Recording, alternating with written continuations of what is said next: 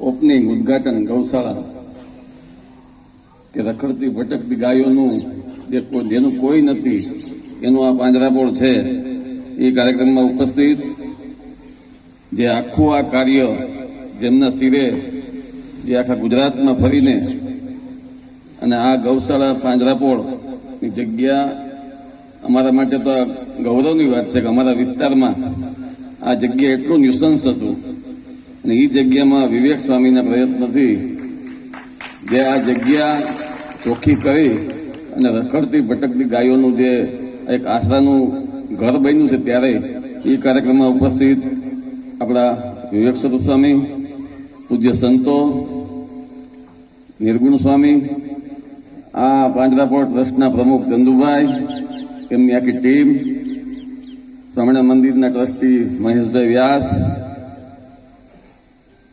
ભાઈઓ અને બહેનો, આમ બગસરા માટે બહુ સારું કામ છે. કારણ કે બગસરાને ખબર છે કે ક્યાં ગાયો ભટકતી રખડતી રખડે છે કે રાતે તમારે નીકળવું હોય, ઇમરજન્સી કેસ હોય તો એક બે જણાને આગળ લાકડી લઈને હાલવું પડે કે ગાયું પેલા ઊભી કરો તો અહીં ગાડીઓ હાલશે.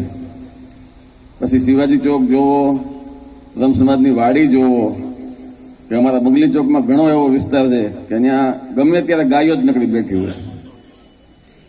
પણ સ્વામી આ કામ આપણે તમે લીધું છે એમાં બગસરા શહેરનો પૂરેપૂરો સપોર્ટ છે. જે કોઈ ગાય અહીંયા આવે એને પરત કરવાની નથી.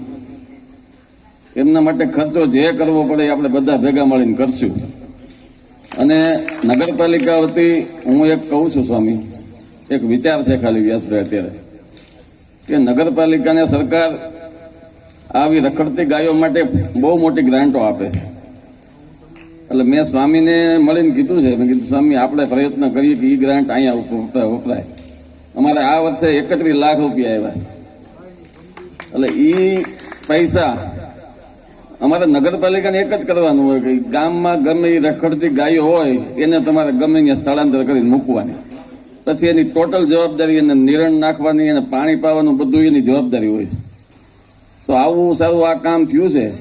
તો નગરપાલિકા વતી હું તમને એક પ્રયત્ન કરીને કહું છું કે એ પૈસા હોય 100% અહીંયા વપરાય અને જે કોઈ ગાય રખડતી હશે એ નગરપાલિકા અહીંયા મૂકી જાય અને રોજના એક ગાયના 30 રૂપિયા લેખે પણ સરકાર ચૂકવે છે.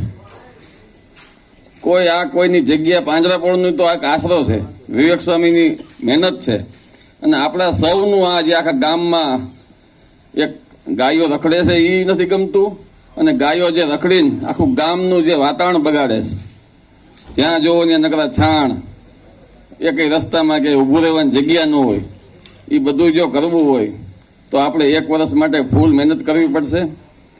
અને બધાએ ભેગા મળી તન મન ધનથી જો કોઈ સેવા કરીએ અને આખો ગામને સુંદર બનાવવું હોય તો આ ગાયો માટેનો પહેલો આશરો બનાવવો પડે એમ છે.